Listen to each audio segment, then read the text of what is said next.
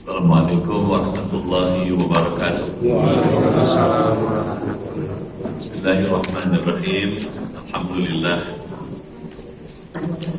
alladzi an'ama 'alaina bi ni'matil imani wal islam. Salatu wassalamu ala sayyidi walad adnan wa ala alihi wa ashabihi wa atba'ihi alladzina jahadu fi sabili rahman. Amma ba'd. Ala hadhihi niyah Al-Fatihah.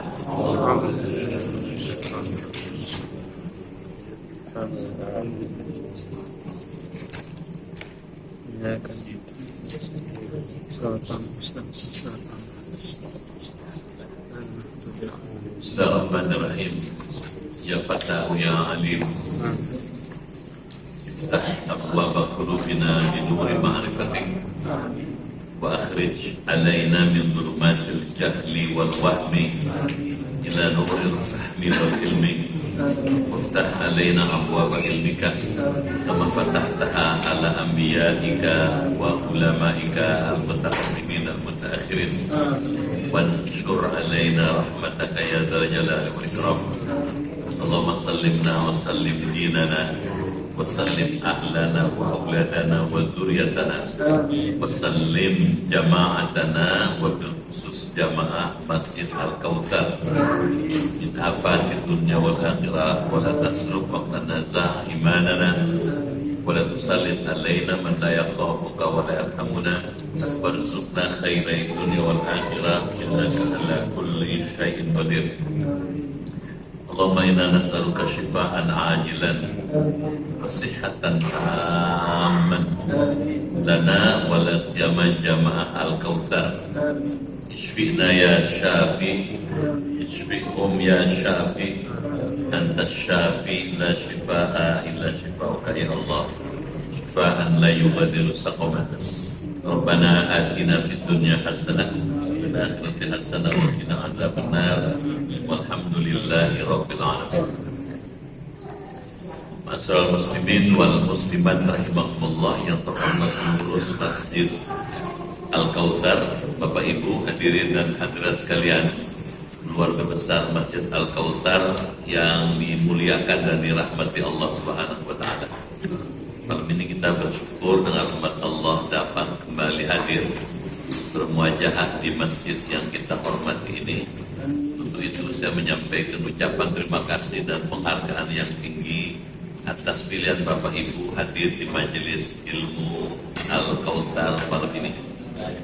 Yang kedua, diucapkan selamat tahun baru 1446 Hijriah. Semoga di tahun yang baru ini Bapak dan Ibu makin sehat, makin kuat iman, makin giat beribadah, makin banyak rezekinya, maju usahanya, hidupnya berkah, keluarganya sakinah, bisa husnul khotimah. Malam ini kita akan melanjutkan kajian ilmu tauhid dari kitab Jauharatul Tauhid pada halaman 113 alinea kedua. Ada koreksi kan? Betul ya? Silakan dibaca. Bismillahirrahmanirrahim. Maka kita harus membuang sifat ragu-ragu atau was-was ini dengan mengetahui itikad yang 50 ini. Ketika mengucapkan dua kalimat syahadah yang menjadi rukun Islam, yang pertama yaitu karena membacakan dua kalimat syahadah itu harus disertai dengan keyakinan kepada itikad yang 50 ini yang disertai dengan dalil. Adapun jalannya untuk mengetahui bahwa dalam dua kalimat syahadat itu tersimpan itikad 50. Sebab pada waktu mengucapkan syahadat uluhiyah berarti mengaku Tuhan kepada Allah, maka dari pengakuan ini lazimnya menetapkan adanya sifat istighna di Allah. Artinya Allah Maha Kaya, tidak memerlukan sesuatu dari makhluknya, dan menetapkan adanya sifat ikhtiqar, butuh di makhluknya. Maksudnya bahwa Allah itu tidak butuh kepada makhluk, tapi sebaliknya bahwa makhluk itu butuh kepada Allah. Maka dengan tidak butuhnya Allah kepada makhluk itu mewajibkan atas adanya sifat wujud tiga pokok mukhalaqatul hawadisi yang binafsi wahdaniyah dan sifat sama basar kalam qawlu sami'an basiran mutakaliman, dan mustahil adanya sifat yang berlawanan dengan sifat ini di Allah. Serta tetapnya sifat jaiz di Allah dalam melakukan sesuatu yang mungkin, dan dengan butuhnya makhluk kepada Allah, maka wajib di Allah adanya sifat qudrah, iradah, ilmu hayat dan kaunu qadiran muridan aliman dan haliman. Ya, Bapak Ibu dimuliakan Allah, apa maknanya? Seperti apa pahamnya, bagaimana maksudnya, kita kaji malam ini. Maka katanya kita harus membuang sifat ragu-ragu atau was-was ini dengan mengetahui i'tiqad yang 50 ini. Ketika mengucapkan dua kalimat syahadat yang menjadi rukun Islam yang pertama itu, karena katanya membacakan dua kalimat syahadat itu harus disertai dengan keyakinan kepada i'tiqad yang 50 ini, yang disertai dengan dalil. Ini kalau dibaca kurang bisa dipahaminya.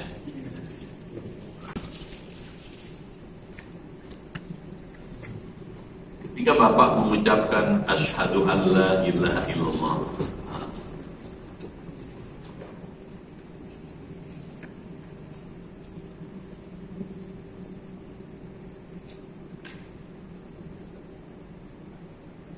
asyhadu an la ilaha illallah. Kedua,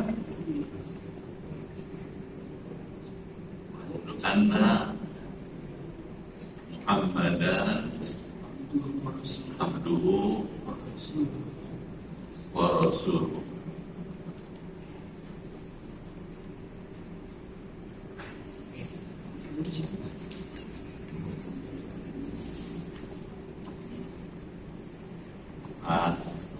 Sekarang ini disebut syahadat. Kalau istilahnya uluhiyah, yang ini disebut syahadat nubuwah. Gitu. Waktu Bapak bilang, Ibu bilang, asyhadu, saya bersaksi, alla ilaha, bahwa tidak ada yang disembah illallah, kecuali hanya Allah. Nah, pada waktu Bapak mengucapkan ini, sudah tersimpul di dalam ucapan ini sifat Allah gitu, yang 21 itu, yang 20 ini waktu ucapan ini 20 yang wajib, 20 yang mustahil, bukan 21, 41. Yang satu jaiz, jadi jumlahnya 41.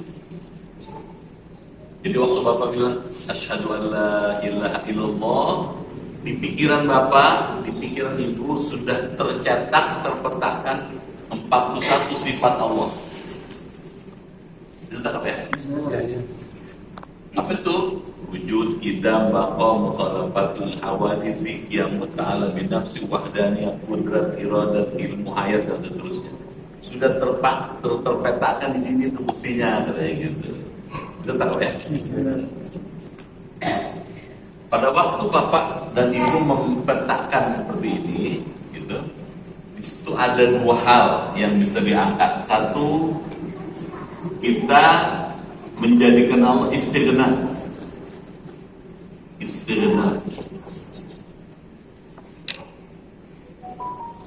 Allah itu maha kaya. Karena maha kaya, dia tidak butuh ibadah makhluknya.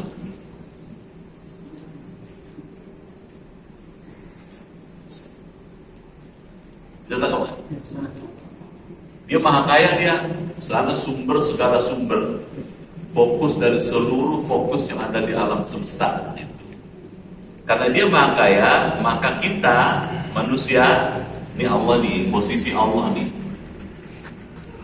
Jadi waktu Bapak mengucapkan asyhadu an la ilallah, apa memposisikan Allah sebagai yang maha kaya, yang maha kuasa, yang maha perkasa, yang maha agung, yang maha bijaksana, yang maha pemurah. Bisa tak? Paling banyak ada suaranya. Mungkin karena nggak ngaji kemarin ya. Baik. Bersamaan dengan ini, Allah diposisikan sebagai istighna, maka manusia diposisikan sebagai iftiqar. Iftiqar. Iftiqar. Iftiqar. Manusia itu serba butuh. Artinya apa? Manusia ketika mengucapkan ini sangat membutuhkan Allah. Gimana membutuhkannya? Kita nggak bisa mengabaikan perannya Allah. Kita pasti butuh sama Allah. Contoh, di jantung nih tiap hari kembang, begitu kan?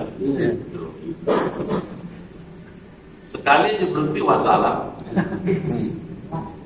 Ya, biar kumis pelintang dada berbulu. Kalau jantungnya berhenti wassalam ya. Nah, yang menggerakkan kembang kempis itu Allah. Jadi kita sangat tergantung pada kuasa Allah. Nah, Allah seperti itu nih waktu Bapak bilang begini. Menepati satu sifat. Waktu Bapak bilang, Ibu bilang wa asyhadu anna Muhammadar Rasulullah, dan saya bersaksi bahwasanya itu Nabi Muhammad adalah hamba dan rasulnya. Nah, pada waktu mengucapkan ini, ini dia. Bapak sudah memposisikan ada 4 sifat yang wajib pada Rasulullah. Tabligh, amanah, fatonah, sidik. Ada sifat yang mustahil pada Rasul. Mustahil Nabi Muhammad itu dusta. Mustahil Nabi Muhammad itu bodoh, lawanannya. Ada satu sifat yang jaiz. Ada pada Rasulullah kalau jumlah 9. Benar enggak? Ya. 9 tambah 41 50. Nah, 50 ini i'tiqad. I'tiqad 50 terbentuk dari ucapan 2 kalimat syahadat ini. Gitu. Kalau Bapak dan Ibu menguasai i'tiqad 50, dianggap sudah memadai. Gitu. Jelas ya? Sudah dianggap memadai, menguasai prinsip-prinsip pokok dalam bertauhid kepada Allah. 41 di sini, 9 di sini, jadi 50. Bisa tak ya? Nah, kita lanjut dulu. Dari situ muncul nanti, ya, sifat-sifat yang selama ini sudah kita pelajari. Dengan keyakinan kepada i'tiqad yang 50 ini tadi itu, yang disertai dengan dalil. Misalnya, mana buktinya Allah wujud? Ada dalilnya, karena sudah dipelajari dulu. Dalilnya paling sedikit 2. Dalil nakli, dalil akli. Dalil nakli, dalil yang diambil, dikutip dari kitab suci. Kira-kira? Ya. Misalnya, mana buktinya Allah wujud? Wujud artinya ada. Mustahil tiada. Dalilnya lahu ma fis samawati wa ma fil ard wa ma bainahuma. Kepunyaan Allah lah semua yang ada di langit, semua yang ada di bumi, serta isi di antara keduanya. Ketika kita membaca ayat itu, dari situ bisa disimpulkan adanya Allah wujud. Gimana nalarnya? Sekarang dari aklinya.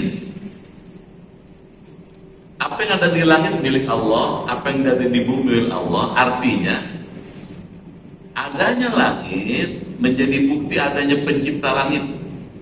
Setuju nggak? Adanya bumi dengan segala isinya menjadi bukti adanya pencipta bumi. Jadi begitu Bapak lihat langit, begitu Bapak dan Ibu lihat bumi, di pikiran kita ada Allah. Setuju nggak? Kenapa? Karena nggak mungkin ada langit kalau nggak ada penciptanya.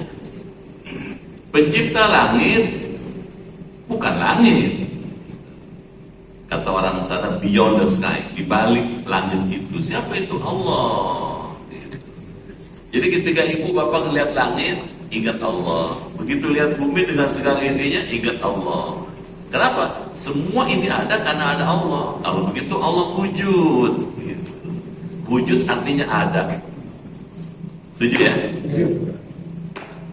Bagaimana kita bisa bilang Allah ada? Padahal nggak bisa kelihatan, nggak bisa dilihat. Sesuatu yang tidak bisa dilihat tidak berarti tidak ada.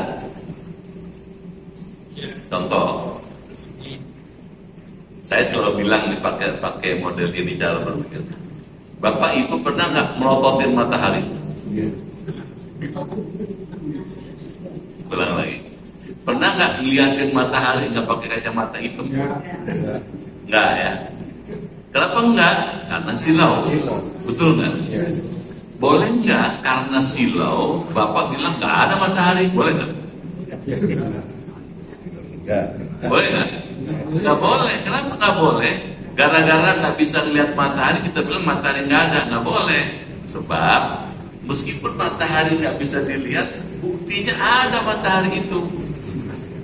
Mana buktinya? Ada panasnya, ada sinarnya, ada cahayanya, ada bayangannya. Jadi adanya panas, sinar, cahaya, bayangan menjadi bukti adanya sumber cahaya. Dan sumber cahaya itu matahari. Kalau menggunakan cara berpikir begitu, meskipun Allah nggak bisa dilihat, dia ada. Kenapa ada? Karena ada hasil ciptaannya. Ada langit, bumi, manusia, hewan, tanaman, tumbuh-tumbuhan menjadi bukti ada penciptanya. Kalau begitu Allah ada meskipun nggak bisa dilihat oleh mata kepala. Setuju nggak? Kita dalami lagi. Kenapa nggak bisa dilihat? Sebab kalaupun dipaksain kita nggak mampu melihatnya. Jangan melihat Allah, melihat langit yang begitu luas nggak bisa. Kalau di Quran memang Allah menciptakan sab'a samawat, 7 lapis langit. Jangan 7 lapis, 1 lapis lagi nggak bisa kita lihat semua. Gimana nih? Jangan 7 lapis, yang 1 lapis aja kita nggak bisa lihat semua. Paling kita bisa lihat paling sekitar kita aja nih. Itu juga nggak bisa kita hitung. Apalagi 7 lapis langit. Apalagi kalau mengikuti pahamnya Profesor Tantowi Jauhari. Kata Profesor Tantowi Jauhari, 1 lapis langit 1 galaksi. 1 galaksi isi 100 miliar planet. Padahal Allah menciptakan sab'a samawat, 7 lapis langit. Artinya 7 itu bukan 7 begini. Kalau 7 begini Allah miskin katanya, sedikit amat. 7 artinya kasrah, banyak. Mana buktinya kata Pak Tantowi Jauhari? Buktinya adalah semua serba 7. Langit 7 lapis, bumi 7 lapis, matahari, neraka 7 lapis, surga 7 lapis. Jadi kata 7 itu adalah cermin dari ungkapan orang dulu, orang zaman kuno menyebut banyak. Jadi orang dulu bisa ngitung paling banyak 7. Beda dengan orang Kautsar, triliunan bisa dihitung.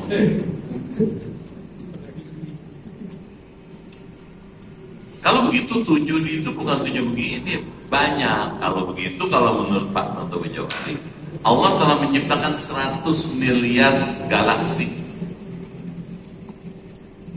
Kalau begitu, jumlah planet yang ada di langit yang 7 ini, yang 100 miliar ini, isinya 100 miliar kali 100 miliar planet, atau 100 miliar kuadrat planet. Kalau kuadrat 100 miliar kuadrat aja kita nggak bisa ngelihat, apalagi penciptanya. Bisa tahu nggak? Itu baru langit, belum aras.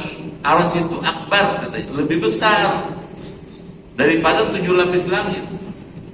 Kalau langit ditambah aras, itu lebih nggak bisa lihat lagi kita. Apalagi penciptanya. Gitu. Kalau begitu, Allah ada meskipun nggak bisa dilihat dengan mata kepala. Setuju nggak? Mari kita buktiin lagi Allah wujud. Nah, kadang-kadang ngaji mesti banyak uraiannya nih ya.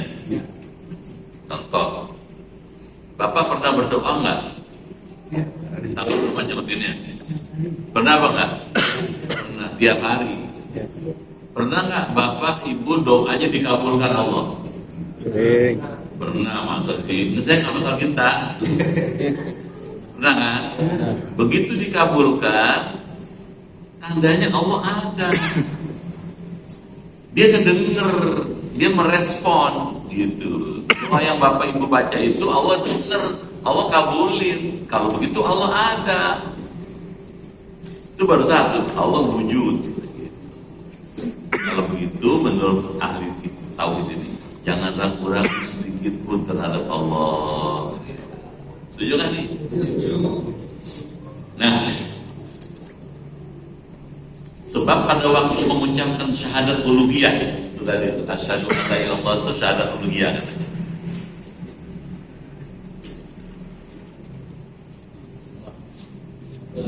Berarti mengakui katanya Tuhan kepada Allah. Jadi waktu Bapak bilang asyhadu an la ilaha illallah, Bapak mengakui, Ibu mengakui hanya ada satu yang disembah, namanya Allah. Maka dari pengakuan ini lazimnya menetapkan adanya sifat istighna tadi itu. Dari pengakuan asyhadu an la ilaha illallah, maka ada sifat istighna tadi di atas. Di Allah, ada pada Allah, artinya Allah Maha Kaya, tidak memerlukan sesuatu dari makhluknya. Allah nggak butuh. Kalau manusia nggak sholat, Allah nggak rugi. Kalau manusia sholat, Allah nggak untung. Allah nggak butuh karena dia Maha Kaya. Semua dia punya nih. Langit, bumi, segala isinya itu punya Allah semua. Kalau kita sholat, Allah nggak untung. Kalau kita nggak sholat, Allah nggak rugi. Yang rugi kita. Kalau kita sholat, yang untung kita. Dan menetapkan adanya sifat iftiqor, butuh dari makhluknya. Maksudnya bahwa Allah itu tidak butuh kepada makhluk, tapi sebaliknya bahwa makhluk itu butuh kepada Allah. Karena kita butuh pada Allah, maka kita mau beribadah.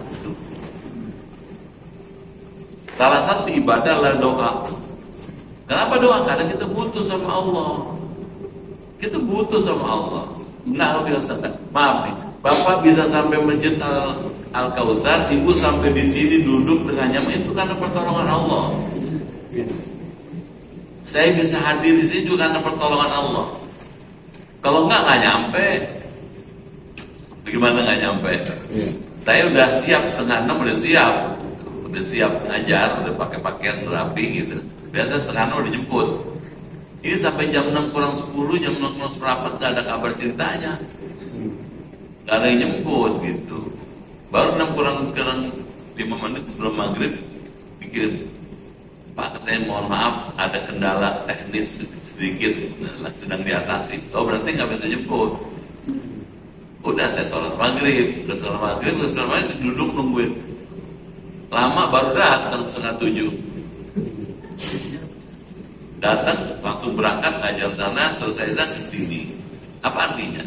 Kalau bukan karena pertolongan Allah nggak nyampe kemari. Jadi Pak Firman itu udah datang ke Petamburan, nggak sampai ke masjid, di tengah jalan langsung baik lagi terus ke rumah saya, dia jemput saya gitu. Dari situ dibawa saya ke Tamburan, ke Al-Ikhlas, ke Al-Islah. Dari situ baru kemari. Ini pertolongan semua. Kalau Allah nggak tolong kan nggak nyampe pasti. Apalagi yang ragu-ragu. Minggu lalu nggak datang, apalagi sekarang kayaknya nggak datang lagi. Jadi kita mesti yakin. Gitu ya. Baik.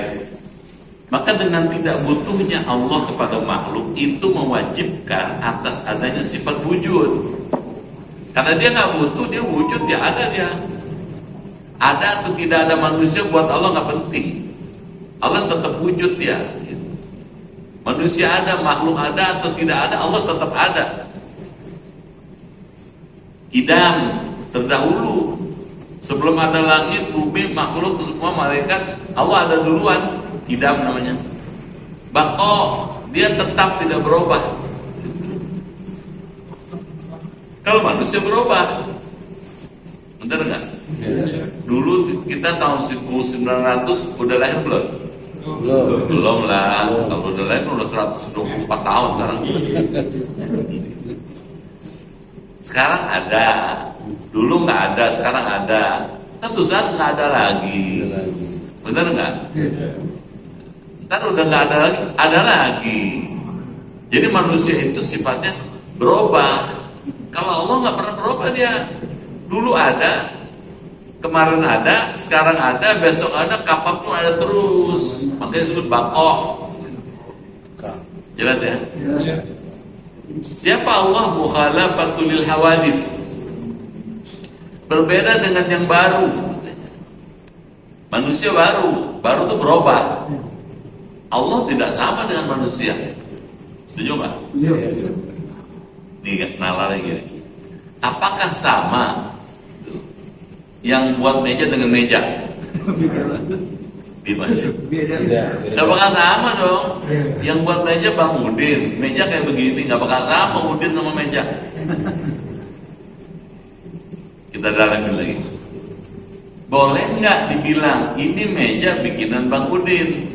Ini anaknya Bang Udin, boleh nggak? Takut sama Udin? Nggak bisa. Marah Udinnya. Kata Udin, bagaimana sih lu? Masa gua kayak begitu katanya. Masa anak gua kayak begini nih? Marah dia. Menghina si Udin dong. Iya kan? Kalau gitu menjadikan Allah punya anak itu menghina Allah tuh. Kalau dari sudut perspektif gitu. Kalau gitu gimana? Allah lam yalid walam yakul lahu kufuwan ahad. Qiyamu bi nafsi, dia berdiri dengan sendirinya. Kalau manusia nggak bisa berdiri dengan sendirinya. Bapak lahir, ibu lahir, bayi dulu kan? Bayi itu nggak bisa jalan, nggak bisa duduk, nggak bisa ngomong, nggak bisa makan, nggak bisa minum. Sekarang bisa jalan, bisa duduk, bisa ngomong. Itu karena kuasa Allah tuh. Allah qiyamu bi nafsi, nggak butuh semua itu. Dia tegak, dia kuasa, dia hebat. Wahdaniyah, Esa nggak ada bilangnya, nggak ada berbilang, nggak 2, nggak 3, nggak 5, nggak 7. Dan sifat sama, maha mendengar. Mana buktinya Allah maha mendengar? Tadi itu contohnya, doa kita dikabulkan karena dia mendengar. Apa bedanya mendengar manusia dengan mendengarnya Allah? Kalau manusia mendengar ada batasnya, dibatasi oleh ruang. Nih, saya paling bisa mendengar orang yang ada seruangan ini. Ya, apa yang ada di Tanah Abang saya nggak mendengar. Bener nggak? Dibatasi oleh waktu, paling sekarang doang. Yang tahun lalu saya udah nggak dengar lagi. Kalau Allah masih bisa dengar, bisa dengar itu. Jangankan yang kedengaran yang suaranya, yang dalam hati Allah bisa dengar. Dalam hati Bapak dalam hati, habis ngaji pulang makan sate ayam. Allah udah denger tuh. Dia tahu nggak? Bisa tanggapan? Jadi Allah Mendengarnya tidak dibatasi oleh ruang, tidak dibatasi oleh waktu, gitu. Tidak dibatasi oleh gerak. Allah Basor, maha melihat. Mana maha melihatnya? Dia bisa melihat apa yang manusia nggak bisa lihat. Semut hitam, kalau bahasa kamu semut ireng. Semut hitam di atas batu hitam, di malam yang gelap nggak ada cahayanya, Allah bisa ngeliat. Beneran? Kita nggak bisa ngeliat. Jelas? Bapak nggak bisa ngeliat. Kalau saya tanya, misalnya ditanya, Bapak tahu nggak 100 meter di bawah Bapak sekarang ada apa? Nggak tahu. Paling kira-kira, iya kan? Tanah, kira-kira ada karangnya, mungkin ada airnya, kira-kira. Benar nggak itu? Belum tentu. Bisa jadi karang semua, bisa jadi batu semua, bisa jadi tanah semua. Allah bisa lihat tuh. Beneran kan? Ini ngaji-ngaji gini sepele tapi penting. Terus Allah kalam, bertutur dia, gitu. Sudah kita bahas, ada kalam madlul, ada kalam dal. Kalam madlul, kalam bila sautin wal harfin, nggak ada suaranya, nggak ada hurufnya, gitu. Kalam Allah yang ditunjukkan. Jadi Bapak begitu lihat langit, meskipun tuh langit diam, dia sebenarnya ngomong dia. Mau gimana ngomongnya? Saya ada karena ada Allah, no. Gitu. Bisa tangkap nggak? Matahari, meskipun dia diam, nggak ngomong, nggak ada suaranya, nggak ada hurufnya, dia bilang, saya ada karena ada Allah, no. Saya tunduk pada Allah. Gitu. Bumi beredar mengitari matahari dalam satu kali putar 100 tahun, 1 tahun. Itu juga karena ada Allah. Tidak ada kalam dal, kalam yang menunjukkan. Mana itu Quran? Ketika Bapak Ibu baca Quran, dia menunjukkan bahwa Allah berkalam, bertutur. Setuju nggak? Ya. Nah, kenapa sih Allah berkalam? Nah, gitu. Ini untuk membedakan Allah dengan berhala. Benar nggak? Berhala, biar kita beberekan dia diam aja. Apa beberekan? Teriak-teriak, diam aja dia. Kenapa nggak bisa bertutur? Karena dia benda mati. Cuman mau ngasih tahu, Allah itu Maha hidup, Al-Hayyu Al-Qayyum. Kadangnya dia mendengar, dia melihat, dia mengetahui. Kalau berhala nggak hidup dia. Kalau nggak hidup jangan disembah dong. Paham ya? Kaunuhu, keadaannya sami'an, maha mendengar, basiron, maha melihat, mutakalliman, bertutur. Dan mustahil adanya sifat-sifat yang berlawanan dengan sifat ini di Allah, gitu. Serta tetapnya sifat jaiz di Allah dalam melakukan sesuatu yang mungkin. Misalnya, mungkin nggak di langit ada UFO? Jawabnya mungkin aja. Kenapa mungkin? Allah bisa membuat itu, bisa juga nggak bikin. Dan dengan butuhnya makhluk kepada Allah, maka wajib di Allah adanya sifat kudrat. Kedengaran? Ya. Sifat iroda, berkehendak. Ilmu, maha mengetahui, hayat, maha hidup. Dan kaunuhu qadiran, keadaannya dia berkuasa, muridan, berkehendak, aliman, mengetahui, dan hayyan, maha hidup. Jadi sifat-sifat ini melekat pada itu tuh tadi itu, gitu. Waktu Bapak bilang asyhadu an la ilaha illallah, 40 saat udah. Mestinya, mudah-mudahan ya. Ini kalau udah khatam di buku udah 41 tuh sih. Ya, mestinya tuh waktu bilang asyhadu, kan kemarin kita belajar ya, bidayatul hidayah, asyhadu an la ilaha illallah. Waktu Bapak Ibu bilang asyhadu an la ilaha illallah, 41 di sini sifat Allah udah nempel tuh di pikiran kita. Wa asyhadu anna Muhammadar Rasul. 9 sifat Rasul. Jelas? Baca lagi deh. Begitu juga mustahil ada sifat yang berlawanan dengan sifat yang berlapan ini, ya Allah, yaitu sifat ajzu, lemah, karahah, jahlun, maut dan kaunu, ajizan, karhan, jahilan dan maitan.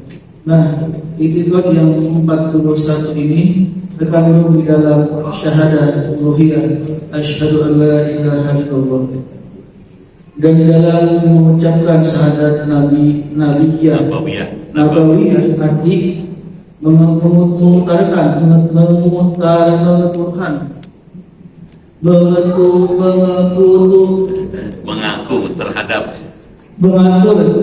mengaku terhadap pangkat kerasulannya Nabi Muhammad SAW.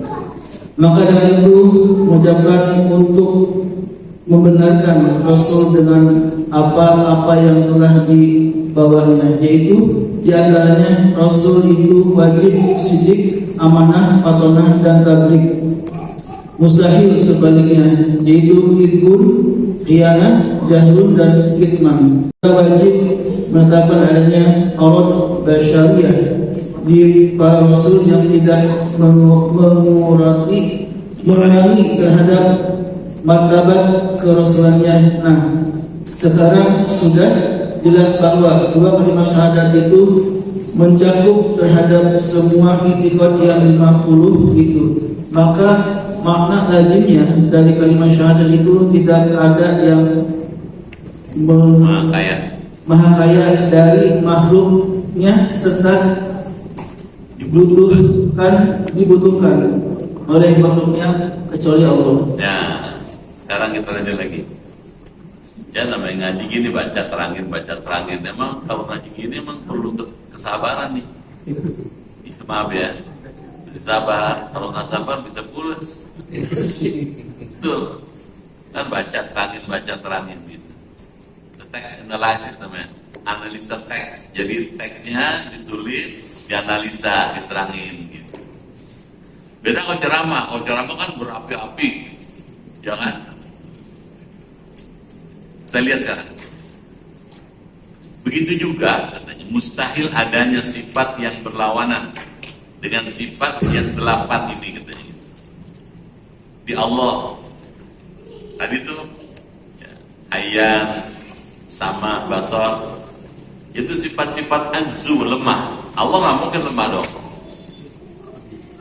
Kalau lemah nggak ada begini, nggak ada langit bumi, nggak ada.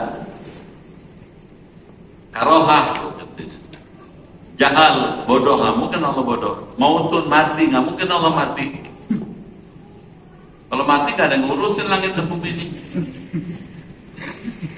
Dan kaunu ajizan, keadaannya lemah, nggak mungkin. Karhan, terpaksa, nggak mungkin. Jahilan, bodoh. Dan mayitan, mati, nggak mungkin mati. Mana ayatnya?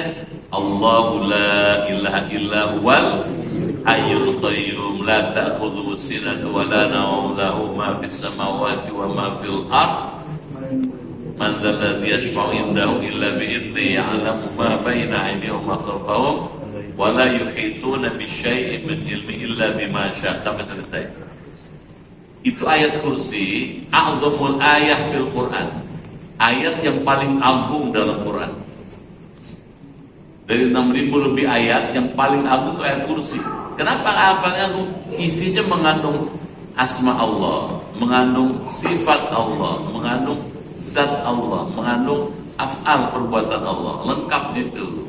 Makanya membacanya itu dapat reward, dapat balasan. Kata Rasulullah, man qara ayatal kursi fi baitihi marratan, siapa orang membaca ayat kursi di rumahnya satu kali, yafiruna minhu syayatin talatina yauman, setan ngacir sebulan. Apa ngacir? Kabur sebulan, talatina yauman, 30 hari. Jadi bapak baca ayat kursi sekali, setan kabur sebulan. Kalau bapak cecer nggak mampir tuh setan. Kenapa nggak mampir? Karena orang di rumah itu bertauhid semua, gitu. Jadi kalau bapak punya rumah, ibu punya rumah sekarang ini kepengen steril dari pengaruh setan, gampang. Ya. Kalau mau sih baca Al-Baqarah satu surat, 286 ayat. Ada hadisnya ada. Iqra surat Al-Baqarah, kata Nabi. Bacalah oleh Musa Al-Baqarah, fa inna syaitan yanfiru minal bait alladhi yuqra fi surat Al-Baqarah. Sesungguhnya setan akan lari dari rumah seseorang yang di rumah itu dibacakan surah Al-Baqarah. Kalau baca Al-Baqarah nggak bisa sebentar, bener nggak? Paling nggak 1 jam, paling nggak. Kadang-kadang 1 Ramadan nggak hatam tuh Al-Baqarah. Nah makanya ada hadis yang lebih sederhana, ayat kursi. Kalau ayat kursi kan nggak berjam-jam dong. Bener nggak? Bahal tuh Pak. Itu baca. Sholat baca, di luar sholat baca. Malah ada hadis lain, kata Rasulullah, man qara'a ayatul kursi ba'da sholatil mafruḍah lam yamna'hu min dukhulil jannah. Siapa orang membaca ayat kursi setelah sholat fardu, nggak ditolak masuk surga. Ya. Jadi kalau gitu gimana? Mahal ayat kursi itu. Makanya dia menjawab masalah-masalah ini nih. Dia menjawab semua persoalan-persoalan ini nih. Gitu. Allah nggak mungkin lemah. Allah nggak mungkin bodoh. Kenapa? Ada semua di ayat kursi. Dan i'tiqad yang 41 ini terkandung di dalam syahadat uluhiyah. Asyhadu an la ilaha illallah. 41 udah keterangan kayak tadi. Jelas? Yes. Dan di dalam mengucapkan syahadat nabawiyah, nah, boleh dibacanya nabawiyah. Kalau saya bilang kan tadi nubuwah, ini maksud nabawiyah.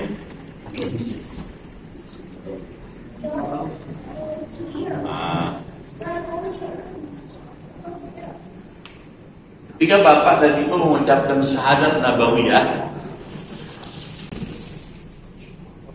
berarti mengakui gitu, terhadap pangkat kerasulannya Nabi Muhammad SAW. Jadi Nabi Muhammad yang lahir di Mekah itu bukan orang biasa, Rasul dia. Gitu. Jelas? Jelas. Jadi kalau bapak bilang, wa asyhadu anna Muhammadar Rasulullah, saya bersaksi bahwasanya Nabi Muhammad adalah utusan Allah, bapak memposisikan Nabi sebagai Rasul. Mulia sekali. Makanya kalau nyebut Nabi jangan asal Muhammad aja. Kedengeran nggak? Yes. Muhammad banyak, ada Muhammad tukang ojek. Paham nggak tuh? Ini Muhammad Rasulullah, gitu. Jelas ya? Maka dengan itu mewajibkan untuk membenarkan Rasul dengan apa-apa yang telah dibawanya. Jadi kita mengakui Nabi Muhammad Rasul itu juga sekaligus mengakui apa yang dibawanya. Apa yang dibawa Rasul? Kan gitu kan? Nah, Rasulullah ini membahas satu Al-Quran, 2 As-Sunnah. Jadi kalau kita mengakui Nabi Muhammad sebagai Rasul, sekaligus mengakui Nabi Muhammad bawa Quran, bawa Sunnah Rasulullah. Gitu. Kenapa begitu? Ini otomatis nempel pada zat namanya Muhammad ini. Gitu. Kalau ini kita percaya, berarti kita mengaku ini dong, ya kan? Ya.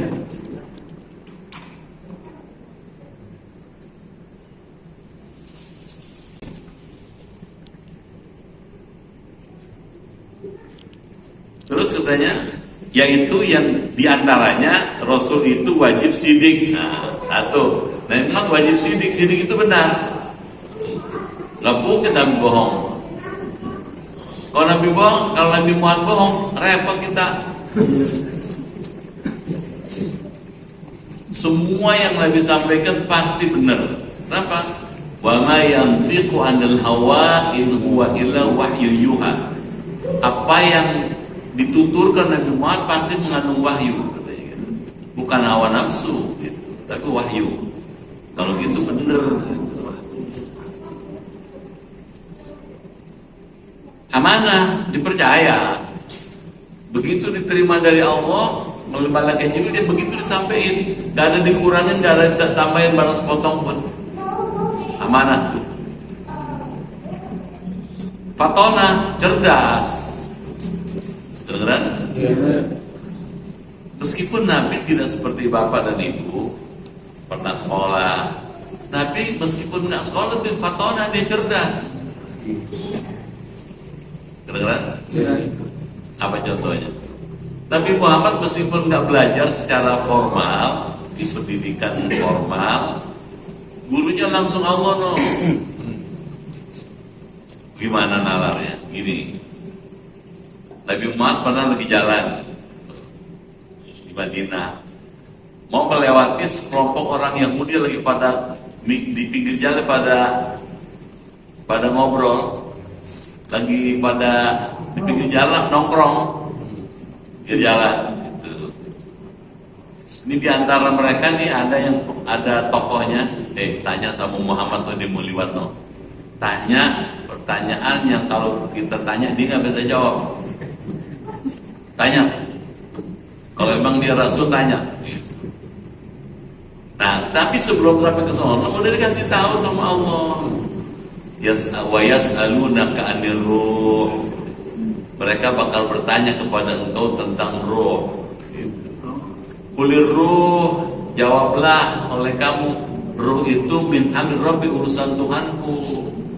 Wa ma utitu minal ilmi illa qalilan. Kamu tidak diberikan pengetahuan tentang roh itu kecuali sedikit aja. Benar. Begitu sampai di depan orang-orang Yahudi itu, Muhammad, kalau kamu Rasul coba jelasin apa itu roh. Benar. Dijawab. Kedengeran nggak? Ya. Itu udah disiapin. Kedengeran? Ya. Jadi meskipun Nabi disebut Nabi yang ummi di situ bukan bodoh. Ummi arti kondisi seseorang yang seperti baru lahir dari ibunya. Orang lahir dari ibunya kan jujur, lurus, benar, lempeng, setia, loyal. Gimana nih? Ngaji tauhid itu mesti mantep nih. Iya, jangan ragu-ragu Pak. Soalnya soal akidah nih. Gitu. Coba, bayi mana ada bohong dia? Kedengeran nggak? Pernah nggak bayi bohong? Nggak pernah dia. Dia jujur. Kalau lapar nangis dia. Hah, betul nggak? Kalau pipis nangis. Kasih tahu, saya pipis nih. Jujur banget. Kalau dulu pakai popok. Hah? Sekarang pampers. Kalau haus lapar nangis dia, jujur. Nabi Muhammad jujur orangnya. Meskipun sudah bukan lagi bayi tapi jujur. Satu. Yang kedua, kenapa Nabi Muhammad dikatakan Nabi yang ummi? Untuk memastikan Quran itu wahyu. Kalau Nabi Muhammad pinter, gitu, pinter baca buku macam-macam. Orang bilang tuh Quran karangan Muhammad aja. Pinter dia. Pinter. Beneran itu? Dia bilangnya Allah, padahal karangan dia. Tapi layak tuh nggak bisa baca, nggak bisa nulis. Emang sengaja sama Allah dibikin nggak bisa baca, dibikin nggak bisa nulis. Tapi tidak berarti dia bodoh. Beneran? Nah, dan tabligh menyampaikan, katanya. Mustahil sebaliknya, nggak mungkin dong Nabi ngumpetin. Yaitu kirib, kirib itu bohong, khianat, nggak mungkin khianat, jahal, bodoh, dan kitman, menyembunyikan, serta wajib menetapkan adanya alat basyariah di para rasul yang tidak mengurangi terhadap martabat kerasulannya. Nabi Muhammad punya sifat-sifat seperti manusia. Kedengeran?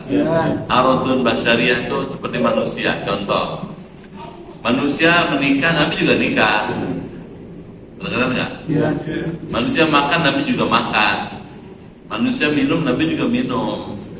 Manusia tidur, Nabi juga tidur. Cuman ada bedanya. Kedengeran? Ya. Kalau Nabi tidur, meskipun fisiknya diam tergeletak, hatinya zikir. Nabi tahu tuh semua yang ada di sekitarnya. Tahu Nabi. Gitu. Ada apa aja di sekitarnya tahu. Kita enggak. Matanya merem, kakinya kerendam air, masih keker aja. Betul. Dulu tahun 2002 dari rumah saya ke arah Tanah Abang itu banjir. Ada bapak-bapak itu kakinya udah kerendam air. Istri teriak-teriak, "Bang, banjir bang." Kata bininya, "Banjir." Dia kalau kaki udah kerendam Pak. Kebohongan. Dengeran ya? Oh beda. Nabi dengan kita beda. Contoh lagi, manusia kita makan, Nabi makan. Cuma bedanya Nabi dengan kita, Nabi kalau makan nggak sampai terap. Apa terap? Gelegean. Apa gelegean? Hah? Sendawa nggak pernah. Orang sendawa tuh karena makannya penuh, jadi udahnya keluar. Tapi nggak pernah makan sampai kenyang. Kedengeran? Maaf ya, kalau belum sendawa belum alhamdulillah. Gitu, alhamdulillah. Gitu. Kalau nggak alhamdulillah dia. Minum, Nabi Muhammad minum juga, cuman minumnya Nabi seperti manusia biasa. Nabi Muhammad minum, tapi minumnya nggak kayak orang biasa. Kalau panas pegang, oh panas, belum minum. Kalau kita panas dituang di cawan, ditiupin. Minumnya bunyi seruput sampai tetangga kedengeran lagi ngopi nih bapak. Nabi nggak pernah. Jelas? Dan Nabi nggak pernah minum sampai bures. Pernah. Kalau minum sekali berhenti, minum lagi berhenti. Kenapa? Kata Nabi, la tanafas, jangan kamu bernapas di dalam bejana. Jadi jangan bernapas di dalam gelas. Kenapa? Kalau bernapas dalam gelas sama dengan merusak kesehatan. Kenapa? Kita kan butuh O2, ya kan? Mengeluarkan CO2. Nah kalau kita minum, napas di dalam itu mengeluarkan CO2 situ. CO2 yang keluar kita hirup lagi. Jadi bener Nabi. Dengeran nggak? Iya. Kalau di kampung dulu malah sama teko-tekonya diminum. Tuang begini. Ya Allah.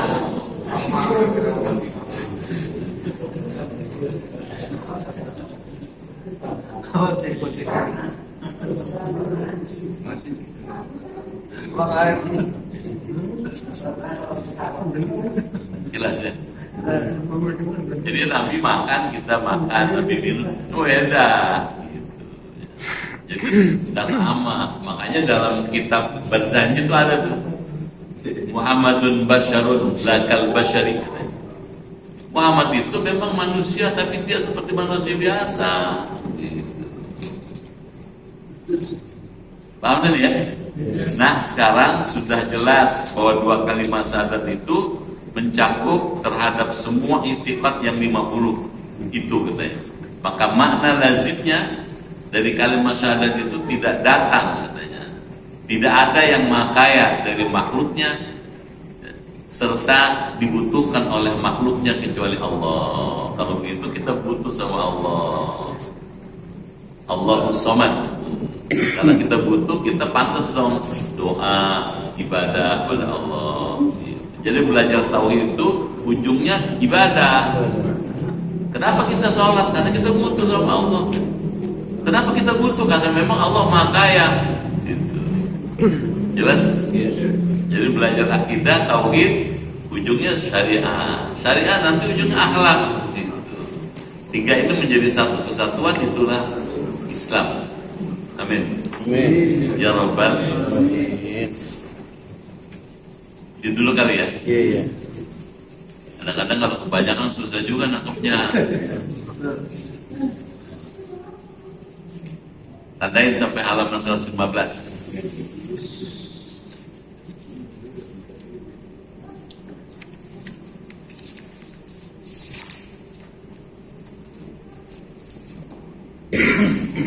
Kadang belum jelas.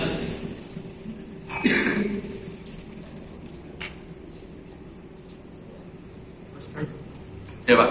Ada dua versi syahadat. Satu asyhadu an la ilaha illallah wa asyhadu anna muhammadar rasulullah. Yang satu asyhadu an la ilaha illallah wa asyhadu anna muhammadan abduhu wa rasuluh. Ini juga dipakai oleh Zakir Naik untuk menjagatkan orang-orang yang malap tadi. Ini ada dua. Mana Ya. yang pakai? Mana itu? Yang lazim, yang biasa dipakai sholat Pak. Yang dipakai sholat, yang biasa kita asyhadu an la ilaha illallah wa asyhadu anna muhammadar rasulullah, itu sangat dipegang oleh seluruh mayoritas umat Islam.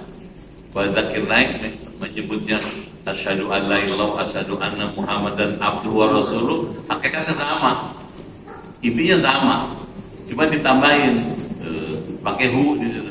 Abduhu hambanya, wa rasul rasulnya, gitu. Sama aja intinya. Tapi yang paling lazim, paling umum sesuai dengan yang diajarkan Rasulullah, asyhadu an la ilaha illallah wa asyhadu anna muhammadar rasulullah. Udah cukup itu. Ya, begitu.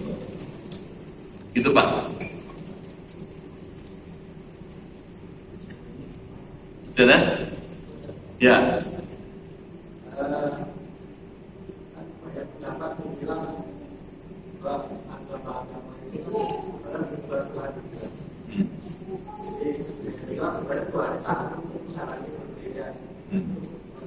Ya, bahwa Tuhannya satu tapi cara berbeda, itu memang kalau dihitung di dunia sekarang ada 2100 lebih agama, 2100 berapa puluh gitu ya, saya nggak paham, 2100 agama lebih di dunia. Mereka menyembah, kalau disederhanakan menjadi dua kelompok. Kelompok pertama yang mengatakan Tuhan itu satu, tauhid, dinut tauhid. Selebihnya mengatakan Tuhan lebih dari satu. Ada mengatakan satu itu tiga, tiga itu satu. Kalau disederhanakan, itu ya dari sekian banyak itu. Lalu kemudian mengatakan bahwa semua menyembah Tuhan tapi cara berbeda. Gitu. Kita mesti konsisten, gitu.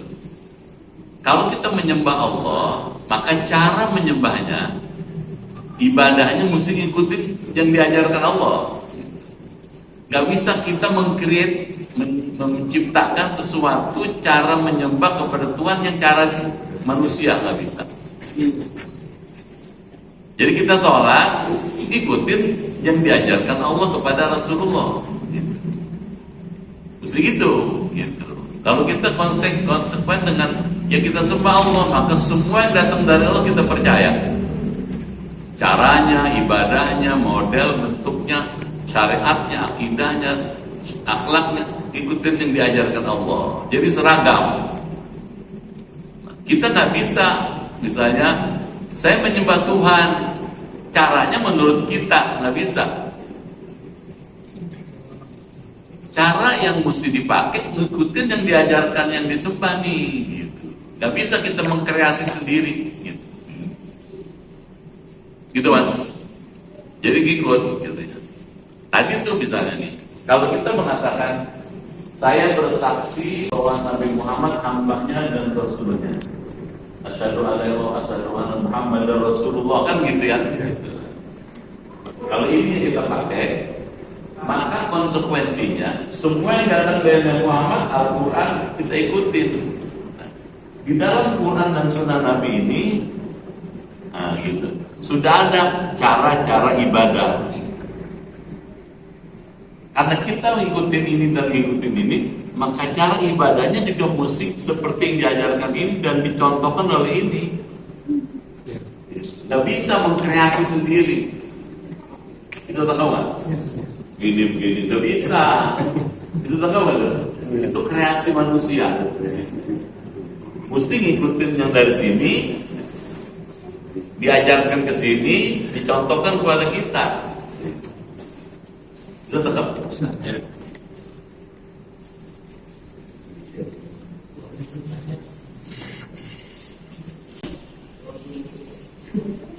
Itu sebabnya coba Bapak lihat. Orang kalau pergi ke Mekah seragam, ya kan? Sholat Isya semua 4 rakaat, ya kan? Dari mulai takbir sampai salam sama semua, nggak ada yang model lain. Jelas nggak? Nggak bisa. Saya mau bikin namanya nggak bisa. Mesti 4. Kenapa? Yang dicontohkan Allah dan Rasul 4. Kita 4. Makanya seragam semua. Haji itu seragam semua. Ada satu kesamaan dalam cara melaksanakan ibadah. Jelas? Orang meninggal dikubur sama seperti diajarkan Nabi Muhammad. Mengenai syahadat itu ada yang syahadat uluhiyah sama ilahiyah, tidak ulu sama ilah itu. Nah, sebenarnya sama apa? Uluhiyah, ilahiyah sama. Ulu dari kata ilahi, ilah itu Tuhan yang disembah. Makanya kan Qul a'udzu birabbin nas, malikin nas, ilahin nas. Katakanlah oleh itu ya Muhammad, aku berlindung kepada Rabbun Nas. Rabbun itu pencipta manusia. Siapa Allah? Siapa Allah yang pencipta? Malikin Nas, dia penguasa manusia. Mana bukti dia penguasa manusia? Kalau Allah mau bikin kita meninggal, kapan aja kalau bisa. Tadi itu. Tapi Allah bukan cuma malik di manusia, bukan raja manusia saja, bukan pencipta, tapi juga ilahin nas yang disembah oleh manusia. Apa bedanya kita dengan Abu Lahab misalnya? Abu Lahab tahu kalau Allah ada, tapi dia nggak menyembah Allah. Itu bedanya tuh. Iya. Kalau ditanya, kamu tahu nggak Allah ada? Tahu, katanya gitu. Tapi saya tidak menyembah Allah, saya menyembah Lata, Manat, Uzza. Kalau menurut dia, Lata, Manat, Uzza itu adalah miniatur Allah. Nah kita nggak pakai miniatur, langsung Allah sono. Bisa tangkap ya? Jelas? Baik. Kalau jelas, itu tutup aja dah. Benar? Mudah-mudahan ada manfaatnya. Kita baca doa. Semua yang hadir semoga di rumah sehat, imannya kuat, ibadahnya giat, rezekinya luas, hidupnya berkah, keluarganya sakinah, bisa husnul khatimah. Al-Fatihah.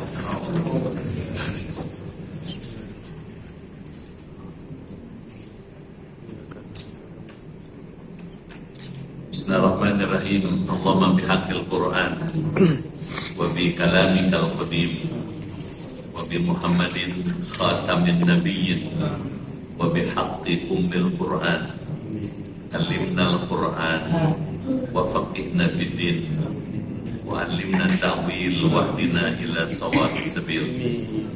Allahumma inna nas'aluka imanan kamilan wa yaqinan sadiqan wa rizqan wasi'an wa qalban khashi'an wa lisanan dhakiran wa badanan sabiran wal afwa indal hisab wa najatan minan nar. Allahumma khtim lana bi husnil khatimah wa la takhtim alaina bis su'il khatimah. Rabbana atina fid dunya hasanah wa fil akhirati hasanah wa qina adzabannar. Walhamdulillahi rabbil alamin. Sekian, lebih kurang mohon maaf. Terima kasih. Sampai jumpa lagi. Assalamualaikum warahmatullahi wabarakatuh. Waalaikumsalam.